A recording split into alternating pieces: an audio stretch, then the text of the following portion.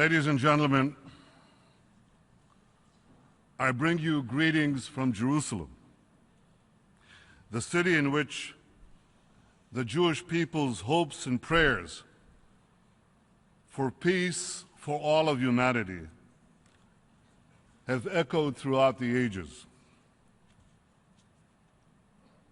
31 years ago, as Israel's ambassador to the United Nations, I stood at this podium for the first time. I spoke that day against a resolution sponsored by Iran to expel Israel from the United Nations. Then as now, the UN was obsessively hostile towards Israel, the one true democracy in the Middle East. Then as now, some sought to deny the one and only Jewish state a place among the nations. I ended that first speech by saying, "Gentlemen, check your fanaticism at the door." More than 3 decades later, as the Prime Minister of Israel, I'm again privileged to speak from this podium.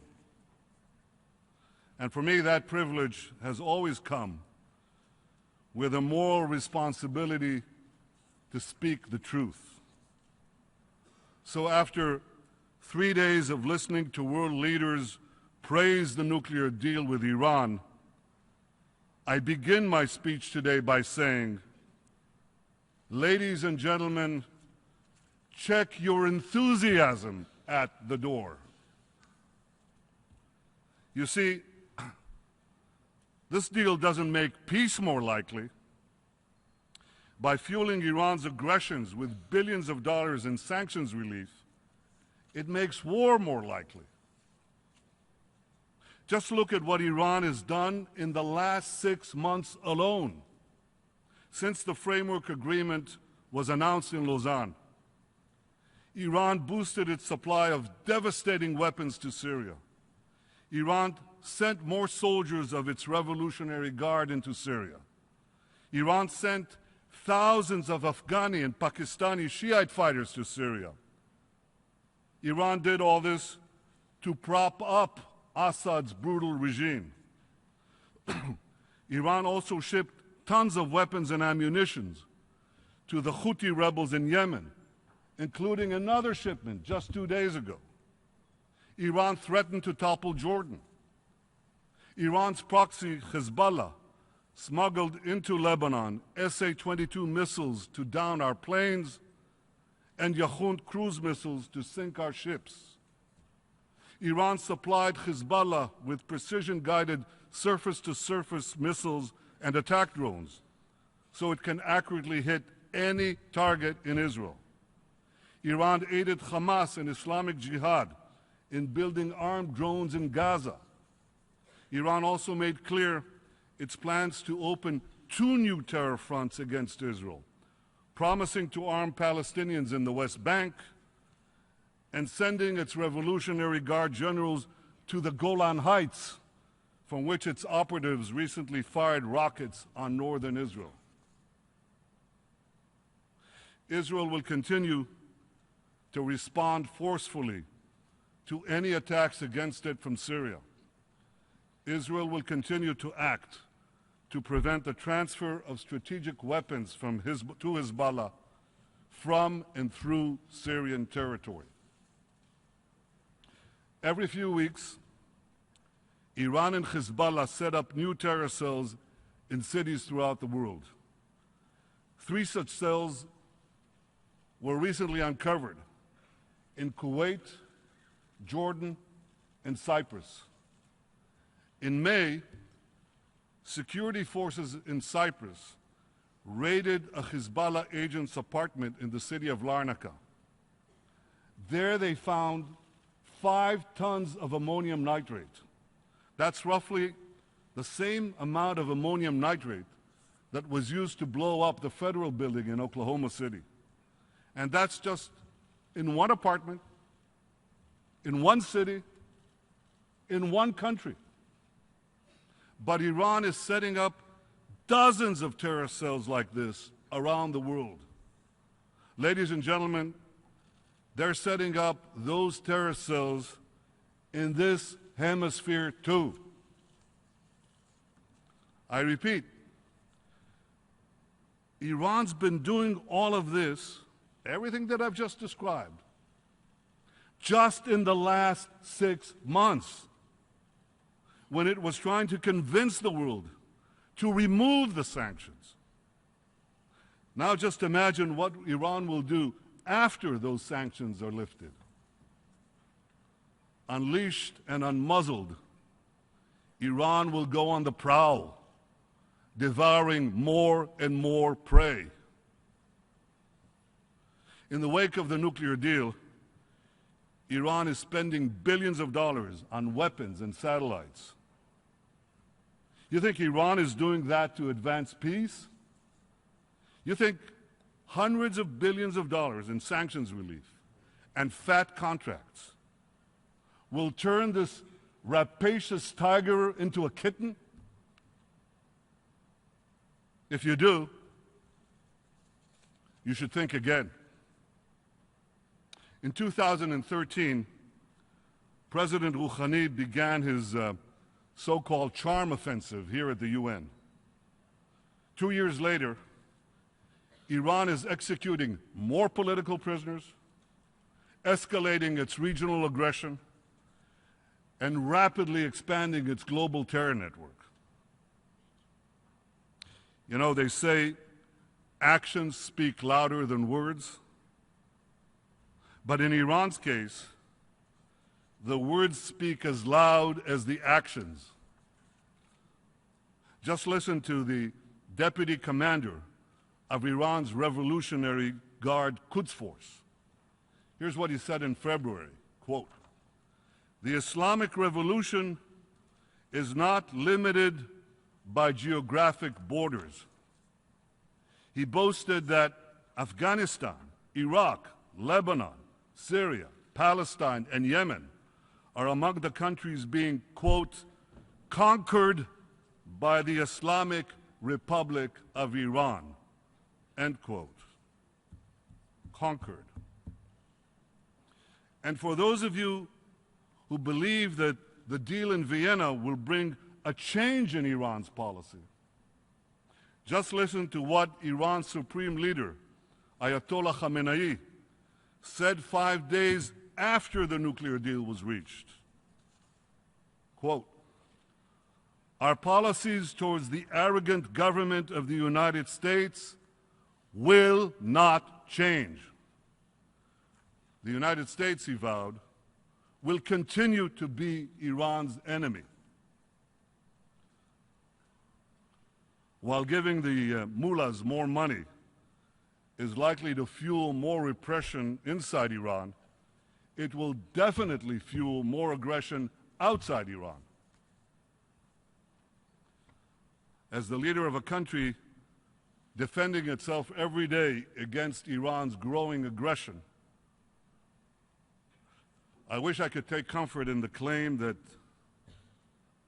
this deal blocks Iran's path to nuclear weapons. But I can't,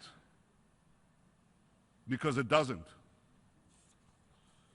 This deal does place several constraints on Iran's nuclear program, and rightly so, because the international community recognizes that Iran is so dangerous. But you see, here's the catch. Under this deal, if Iran doesn't change its behavior, in fact, if it becomes even more dangerous in the years to come, the most important constraints will still be automatically lifted by year 10 and by year 15. That would place a militant Islamic terror regime weeks away from having the fissile material for an entire arsenal of nuclear bombs. That just doesn't make any sense. I've said that if Iran wants to be treated like a normal country, Let it act like a normal country. But this deal will treat Iran like a normal country, even if it remains a dark theocracy that conquers its neighbors, sponsors terrorism worldwide, and chants death to Israel, death to America. Does anyone seriously believe that flooding a radical theocracy with weapons and cash will curb its appetite for aggression? Do any of you really believe that a theocratic Iran with sharper claws and sharper fangs will be more likely to change its stripes? So here's a general rule that I've learned, and you must have learned in your lifetime. When bad behavior is rewarded, it only gets worse.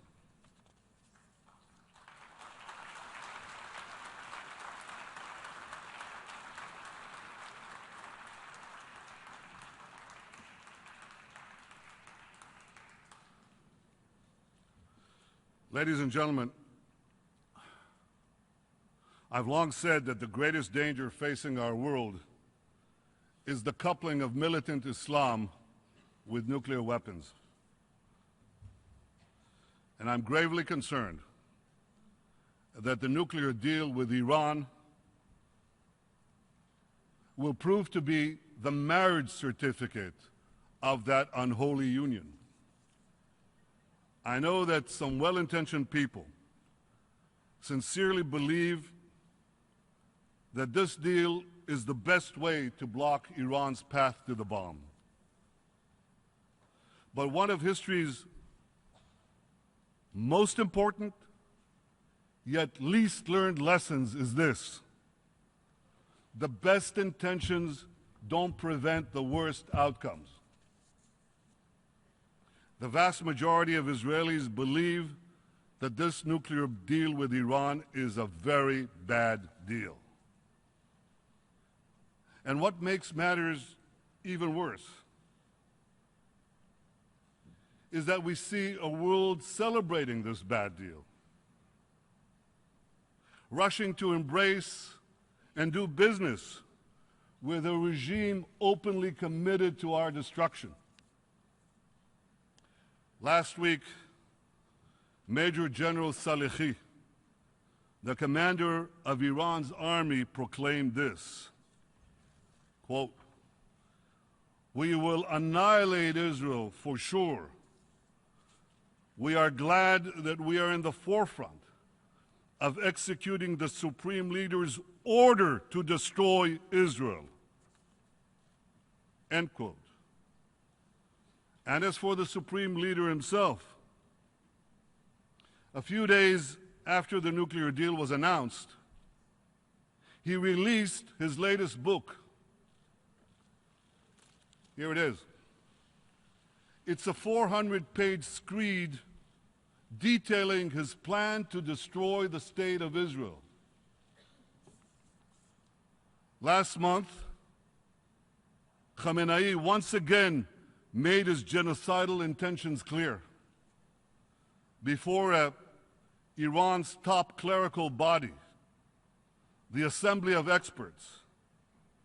He spoke about Israel, home to over 6 million Jews.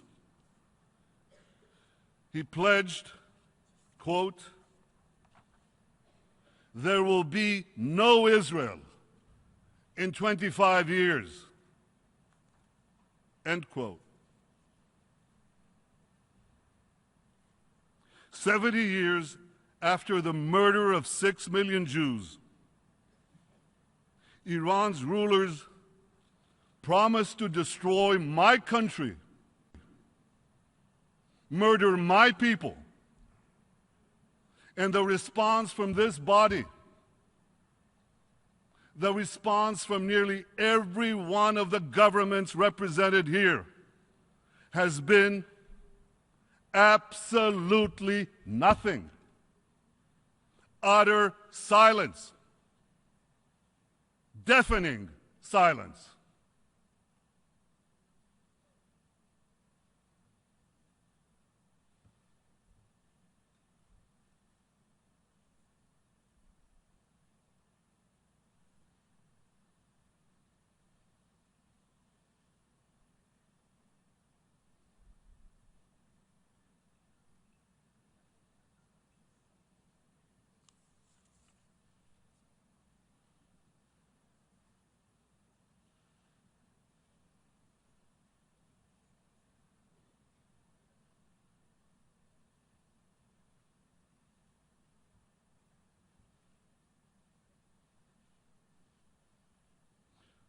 Perhaps you can now understand why Israel is not joining you in celebrating this deal.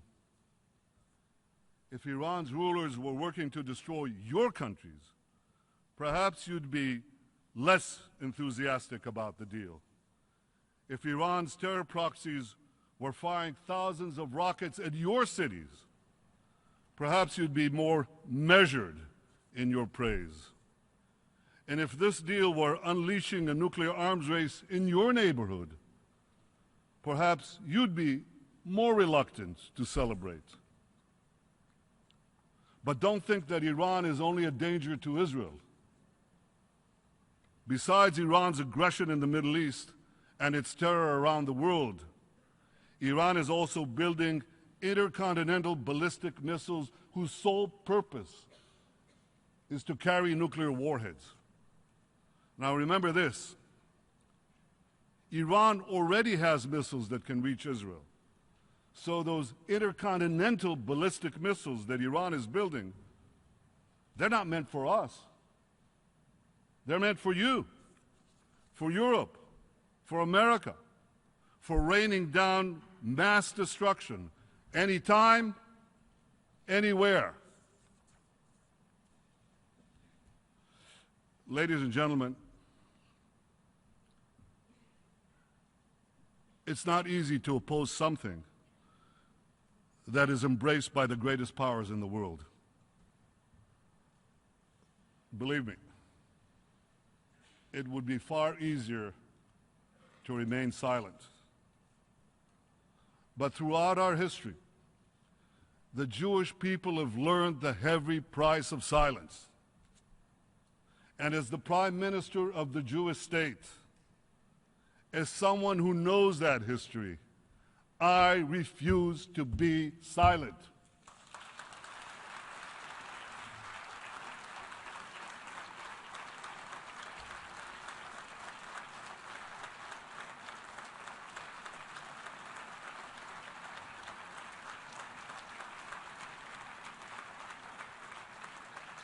I'll say it again.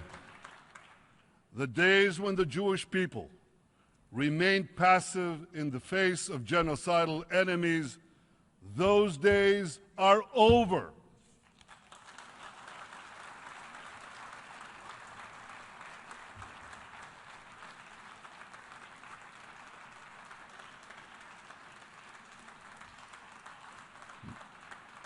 Not being passive means speaking up about those dangers. We have, we are, we will. Not being passive also means defending ourselves against those dangers. We have, we are, and we will.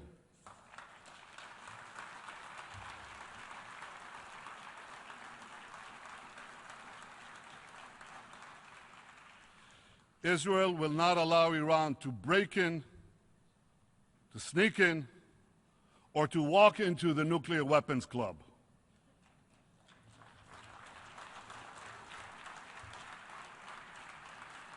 I know that preventing Iran from developing nuclear weapons remains the official policy of the international community.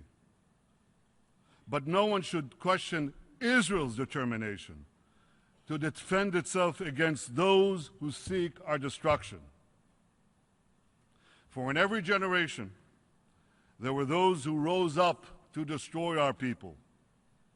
In antiquity, we faced destruction from the ancient empires of Babylon and Rome. In the Middle Ages, we faced inquisition and expulsion. And in modern times, we face pogroms and the Holocaust. Yet the Jewish people persevered. And now another regime has arisen, swearing to destroy Israel. That regime would be wise to consider this. I stand here today representing Israel, a country 67 years young, but the nation state of a people nearly 4,000 years old. Yet the empires of Babylon and Rome are not represented in this Hall of Nations. Neither is the thousand-year Reich. Those seemingly invincible empires are long gone. But Israel lives. The people of Israel live. Am Yisrael Chai.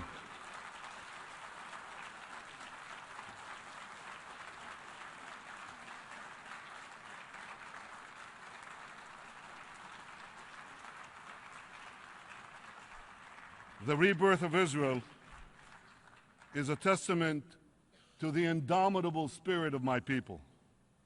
For 100 generations, the Jewish people dreamed of returning to the land of Israel. Even in our darkest hours, and we had so many, even in our darkest hours, we never gave up hope of rebuilding our eternal capital, Jerusalem. The establishment of Israel made realizing that dream possible.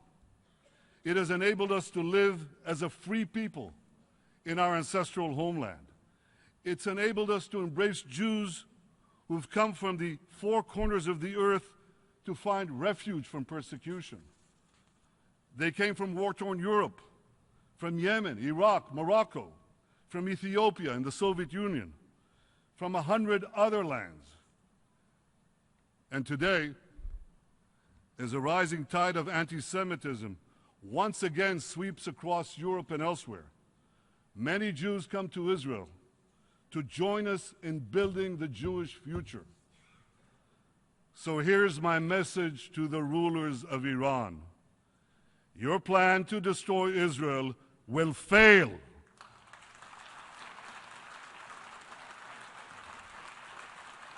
Israel will not permit any force on earth to threaten its future. And here's my message to all the countries represented here. Whatever resolutions you may adopt in this building, whatever decisions you may take in your capitals, Israel will do whatever it must do to defend our state and to defend our people.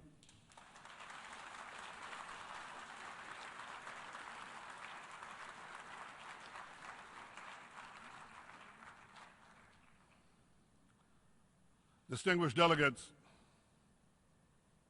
as this deal with Iran moves ahead, I hope you'll enforce it. How can I put this? With a little more rigor than you showed with the 6 Security Council resolutions that Iran has systematically violated and which now have been effectively discarded. Make sure that the inspectors actually inspect.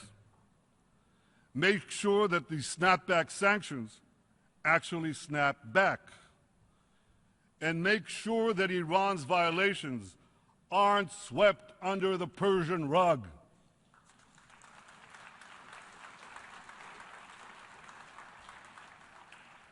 Well, of one thing I can assure you, Israel will be watching closely. What the international community now needs to do is clear. First, make Iran comply with all its nuclear obligations. Keep Iran's feet to the fire.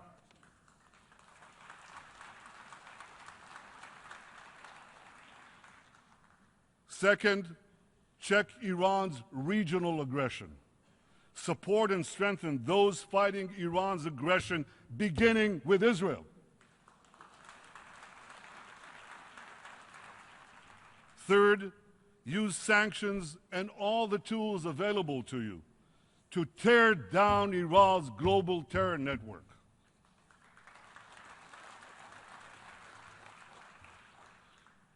Ladies and gentlemen, Israel is working closely with our Arab peace partners to address our common security challenges from Iran and also the security challenges from ISIS and from others. We're also working with other states in the Middle East. as well as countries in Africa, in Asia, and beyond. Many in our region know that both Iran and ISIS are our common enemies. And when your enemies fight each other, don't strengthen either one, weaken both.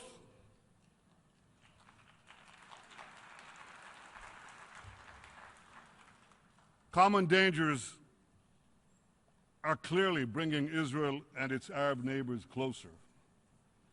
And as we work together to thwart those dangers, I hope we'll build lasting partnerships for security, for prosperity, and for peace. But in Israel, we never forget one thing. We never forget that the most important partner that Israel has always been and will always be the United States of America.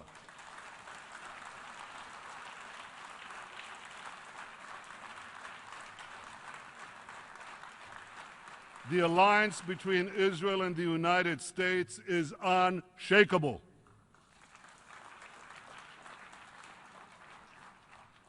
President Obama and I agree on the need to keep arms out of the hands of Iran terror proxies. We agree on the need to stop Iran from destabilizing countries throughout the Middle East. Israel deeply appreciates President Obama's willingness to bolster our security, help Israel maintain its qualitative military edge, and help Israel confront the enormous challenges we face. Israel is grateful that this sentiment is widely shared by the American people and its representative in Congress, by both those who supported the deal and by those who opposed it.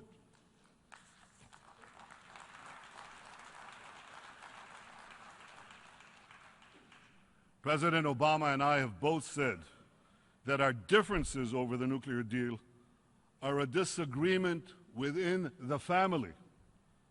But we have no disagreement about the need to work together to secure our common future. And what a great future it could be. Israel is uniquely poised to seize the promise of the 21st century. Israel is a world leader in science and technology, in cyber, software, water, agriculture, medicine, biotechnology, and so many other fields that are being revolutionized by Israeli ingenuity and Israeli innovation. Israel is the innovation nation.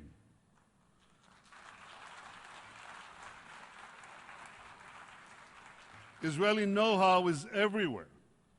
It's in your computers' microprocessors and flash drives. It's in your smartphones when you send instant messages and navigate your cars. It's on your farms when you drip irrigate your crops and keep your grains and produce fresh. It's in your universities when you study Nobel Prize-winning discoveries in chemistry and economics. It's in your medicine cabinets when you use drugs to treat Parkinson's disease and multiple sclerosis. It's even on your plate when you eat the delicious cherry tomato. That too was perfected in Israel, in case you didn't know. We are so proud in Israel of the long strides our country has made in such a short time. We're so proud that our small country is making such a huge contribution to the entire world. Yet the dreams of our people, enshrined for eternity by the great prophets of the Bible, those dreams will be fully realized only when there is peace. As the Middle East descends into chaos, Israel's peace agreements with Egypt and Jordan are two cornerstones of stability. Israel remains committed to achieving peace with the Palestinians as well.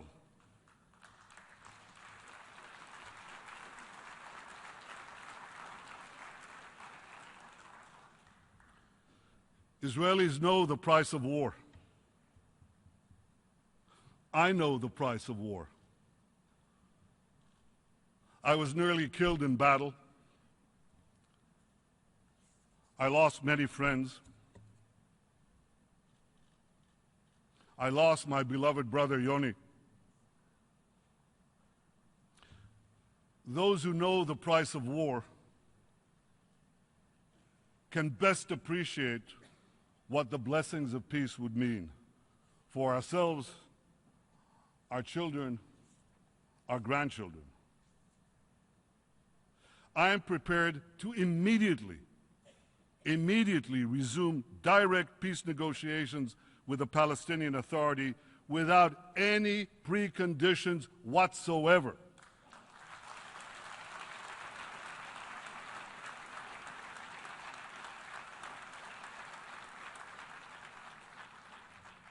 Unfortunately, President Abbas said yesterday that he is not prepared to do this.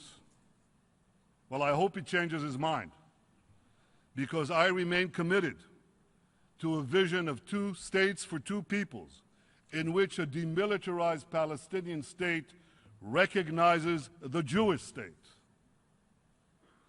You know, the peace process began over 2 decades ago. Yet, despite the best efforts of 6 Israeli prime ministers, Rabin, Peres, Barak, Sharon, Omar, and myself, the Palestinians have consistently refused to end the conflict and make a final peace with Israel. And unfortunately, you heard that rejectionism yet again, only yesterday, from President Abbas. How can Israel make peace with a Palestinian partner who refuses to even sit at the negotiating table? Israel expects the Palestinian Authority to abide by its commitments. The Palestinians should not walk away from peace.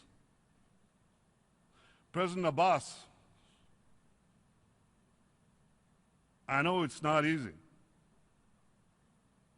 I know it's hard.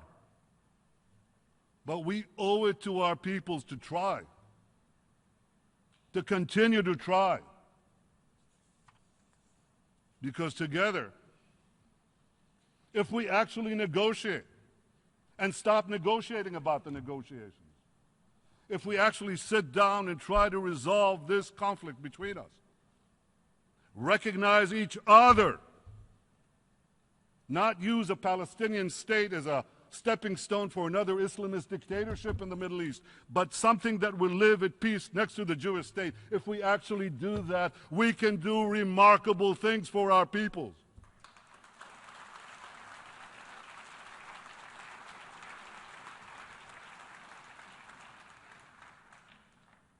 The UN can help advance peace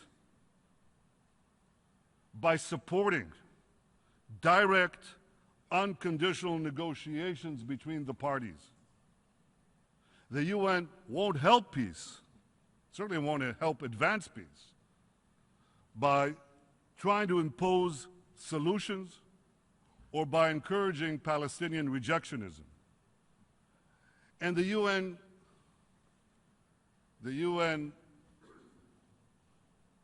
distinguished delegates should do one more thing. The UN should finally rid itself of the obsessive bashing of Israel.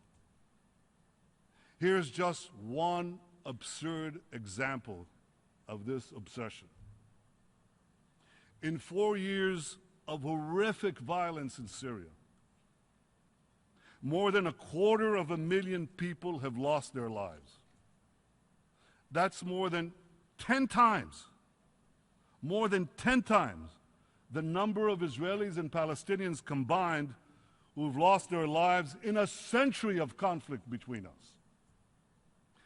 Yet last year, this assembly adopted 20 resolutions against Israel and just one resolution about the savage slaughter in Syria.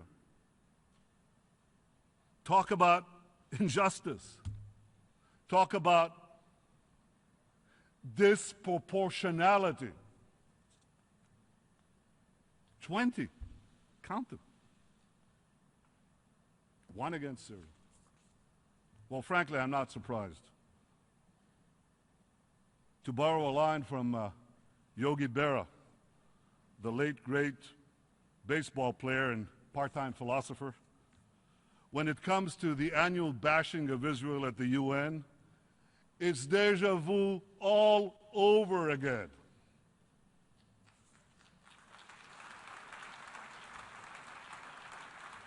Enough. 31 years after I stood here for the first time, I'm still asking, when will the UN finally check its anti-Israel fanaticism at the door? When will the UN finally stop slandering Israel as a threat to peace and actually start helping Israel advance peace? And the same question should be posed to Palestinian leaders. When will you start working with Israel to advance peace and reconciliation and stop libeling Israel, stop inciting hatred and violence? President Abbas, here's a good place to begin. Stop spreading lies about Israel's alleged intentions on the Temple Mounts. Israel is fully committed to maintaining the status quo there. What President Abbas should be speaking out against are the actions of militant Islamists who are smuggling explosives into the Al-Aqsa Mosque and who are trying to prevent Jews and Christians from visiting the holy sites. That's the real threat to these sacred sites.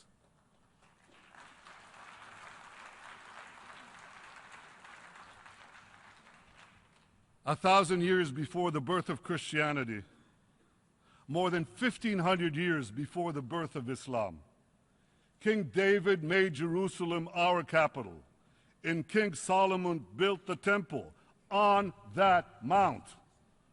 Yet Israel will always respect the sacred shrines of all in a region plagued by violence and by unimaginable intolerance, in which Islamic fanatics are destroying the ancient treasures of civilization. Israel stands out as a towering beacon of enlightenment and tolerance. Far from endangering the holy sites, it is Israel that ensures their safety.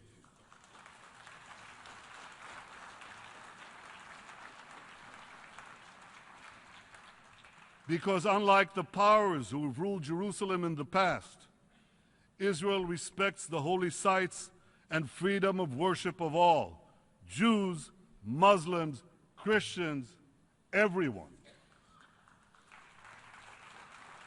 And that, ladies and gentlemen, will never change, because Israel will always stay true to its values. These values are on display each and every day when Israel's feisty parliament vigorously debates every issue under the sun, when Israel's Chief Justice sits in her chair at our fiercely independent Supreme Court, when our Christian community continues to grow and thrive from year to year as Christian communities are decimated elsewhere in the Middle East, when a brilliant young Israeli Muslim student gives her valedictorian address at one of our finest universities, and when Israeli doctors and nurses from the Israeli military treat thousands of wounded from the killing fields of Syria and thousands more in the wake of natural disasters from Haiti to Nepal. This is the true face of Israel. These are the values of Israel. And in the Middle East, these values are under savage assault by militant Islamists who are forcing millions of terrified people to flee to distant shores.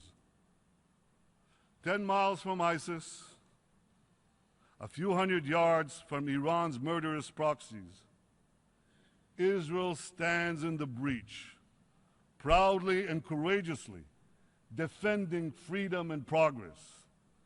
Israel is civilization's front line in the battle against barbarism. So here's a novel idea for the United Nations. Instead of continuing the shameful routine of bashing Israel, stand with Israel. Stand with Israel as we check the fanaticism at our door. Stand with Israel as we prevent that fanaticism from reaching your door. Ladies and gentlemen, stand with Israel, because Israel is not just defending itself. More than ever, Israel is defending you.